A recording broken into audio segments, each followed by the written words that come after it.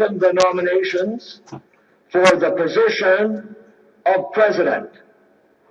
Is there a nominator for the position of president?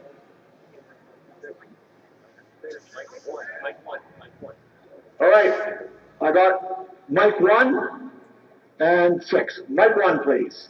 Good afternoon, sisters and brothers. My name is Rolly Kaida. I'm president of Unifor Local 112 in Toronto. I am proud to have the opportunity this afternoon to nominate Brother Jerry Dias to the position of Unifor National President.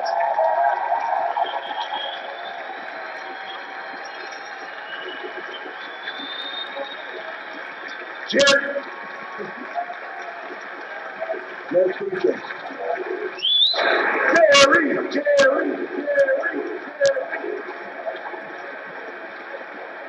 Jerry is a local 112 member and has been a friend and mentor for the last 30 years. Brother Dias is a champion for the working class, as well as a staunch advocate for those in our society that are disadvantaged and need a hand up. Again, it's without hesitation that I nominate Brother Jerry Dias to the position of Unifor National President. Thank you. All right. Speaker on microphone 6. Bruce Allen, Unifor 199. First of all, excusez-moi, je ne parle pas français. I apologize that I don't speak French. I rise to take this opportunity to nominate a sister, a militant, a class-conscious feminist for National President of Unifor, Lindsay, Hinshelwood of Local 707. We have often heard the term rank and file leadership, a term that I feel is doublespeak. Lindsay Hinshelwood is, by contrast, one of our rank and file. Being from the rank and file, she experiences and bears daily witness to the worsening exploitation and brutalization of workers, happening as it is within the larger context of capital's global war on labor, and most clearly exemplified by both the austerity agenda and the proliferation of precarious employment. She accordingly holds the promise of bringing the perspective of a worker intimately familiar with the attacks on workers as they experience them on the shop floor and the need to fight these attacks. This means seriously fighting contract concessions. I also rise to nominate this sister because never before in this country has a major private sector union been led by a sister. This must change as an indispensable prerequisite for advancing the struggle of all workers. To conclude, the history of the international labor movement shows that sisters can effectively lead workers. There are many examples, but I will just refer to 2. Mary Harris, also known as Mother Jones, and the iconic Rosa Luxemburg, who I mentioned because her life personifies what I believe in more than any other person. We can carry on the legacy of such women, and in the process strike an indispensably necessary blow against patriarchy in the labor movement with the election of Lindsay Hinshelwood as national president. Merci beaucoup. Thank you. Thank you very much. All right, we have an election. I'll ask, is there any other nominations? Because I don't see anyone at the mics. I would ask Sister Lindsay if she'd come to the mic. Sister Lindsay, can you turn the mic on for Lindsay?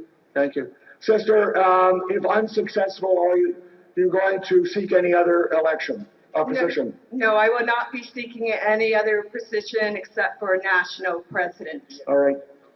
And of course, my dear, it's obvious, are you accepting this nomination? I am accepting this nomination very proudly. Thank you, sister.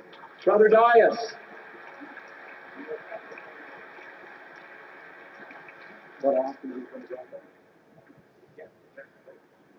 All right. Can you turn the lights on, Mike 1? Brother Dias, first question. If unsuccessful, are you going to drop down? I will only be seeking the president of Unifor. Thank you. Do you accept the nomination? And I accept nomination for president of Unifor, and I thank my nominator for such All right. an honor.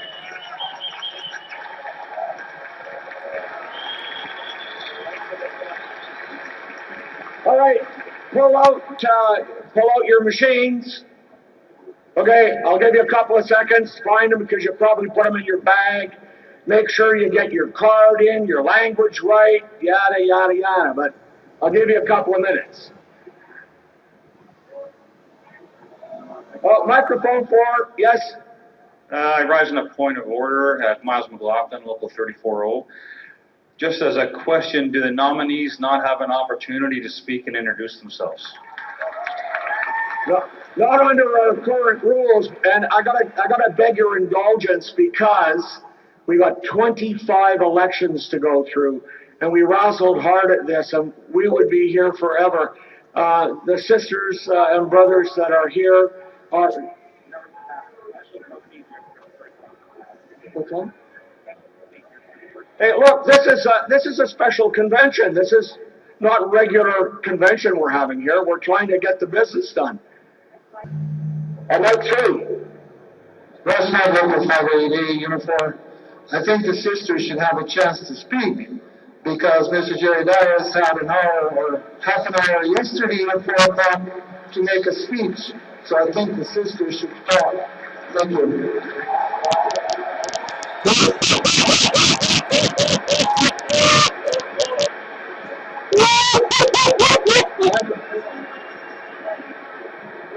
Microphone 4. Shields, Local 464. Chairperson, have you made a ruling? A ruling on what? A ruling that we won't hear from the presidential candidates? That's the decision of the National Executive Boards that will have nominators and elections, and that's what we're doing. Okay, so can I make a motion or can I challenge the chair? So I'll move a motion.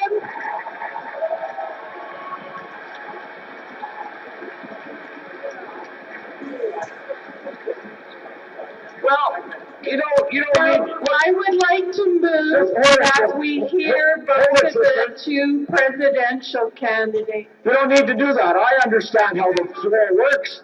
We'll give her 4 minutes to speak. I understand how democracy works. I get the sense of the floor. Get the sister to a mic and make a presentation. Oh, sorry, mic 5.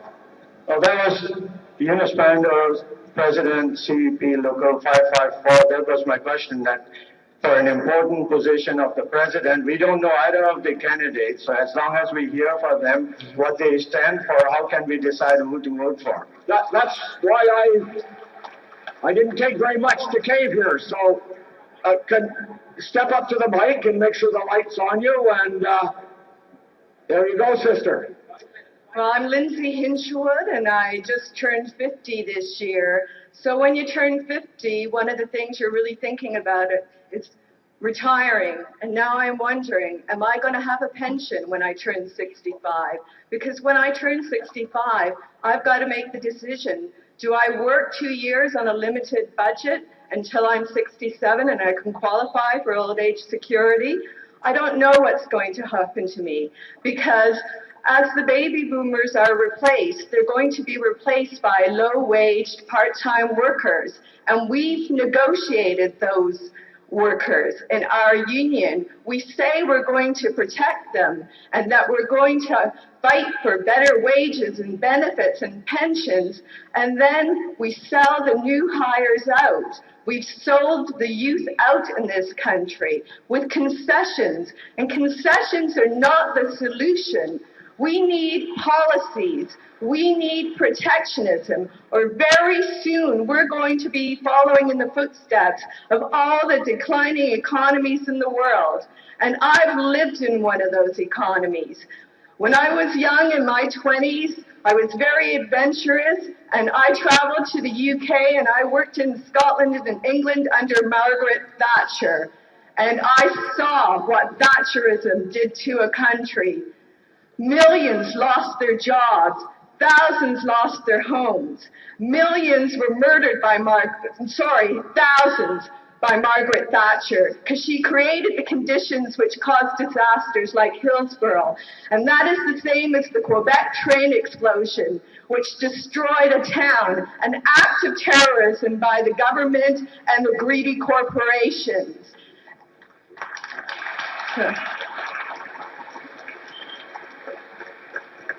And one of the symptoms of a declining economy is the youth, the poor, the unemployed, the disabled, the indigenous have no society. And we should not be fighting to compete for lower wages, but we should be building society. Canada should be the best society in the world. And now we're on the verge of being the most frightful economy in the Western world. We were once the high standard of living for working people, and it's frightful what is happening to us, and we need to stop it now. Not 5 years from now, not 10 years from now, now.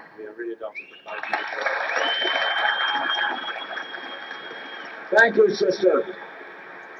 Brother Dias. They can reset the clock for me. You have 5 minutes as well. Don't want you to use it, though.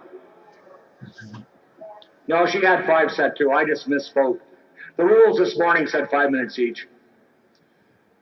Brother Dias. My name is Jerry Dias, and I am a rank-and-file trade union leader. And I've worked my way up from the shop floor, worked very closely with the shop floor leadership, the shop floor activists, and most importantly with the rank and file on the shop floor. And we talk, and people talk about how they have the ability to take on corporations. Well, the reality, brothers and sisters, is I've been in the trades for years. And I have, with the leadership, worked closely with the leadership and the membership, have had the honor of taking on some of the toughest corporations in the world. And in order for us to be successful, brothers and sisters, it can't just be about rhetoric, it has to be about action. To lead Unifor, we need a leader with a proven track record. We need somebody that's not afraid to lead. We need somebody that has a vision. We need somebody that has the ability to not only take on the corporations, but has the ability to look Stephen Harper and his government in the eye and say, we've had enough of your crap for the years, and we're going to take back over this country.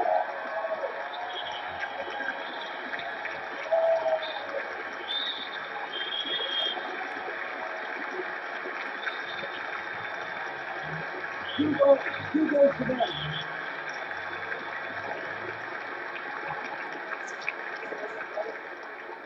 There are some people who are always the last to the rally.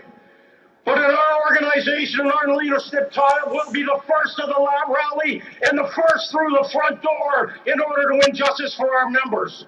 We'll never take a back seat, and that's what Unifor is going to be about, brothers and sisters. And if I'm elected, I'll have a lot more to say in a few minutes. Thank you very much.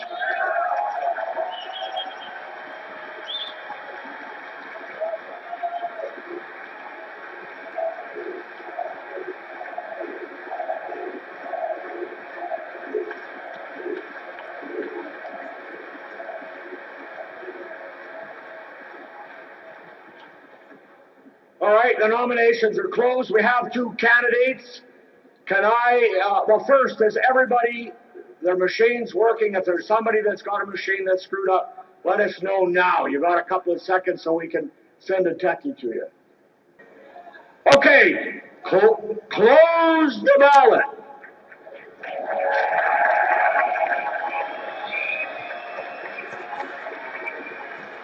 And you can tell me later what you did to screw it up.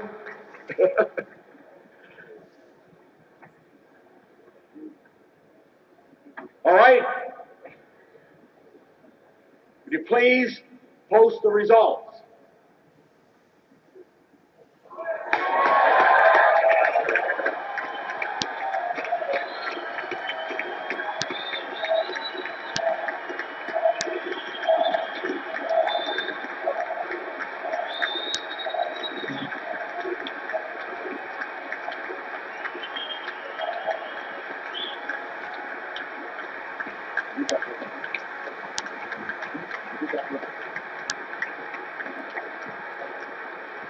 Okay, the position of president is important, but there's 24 others that are important as well.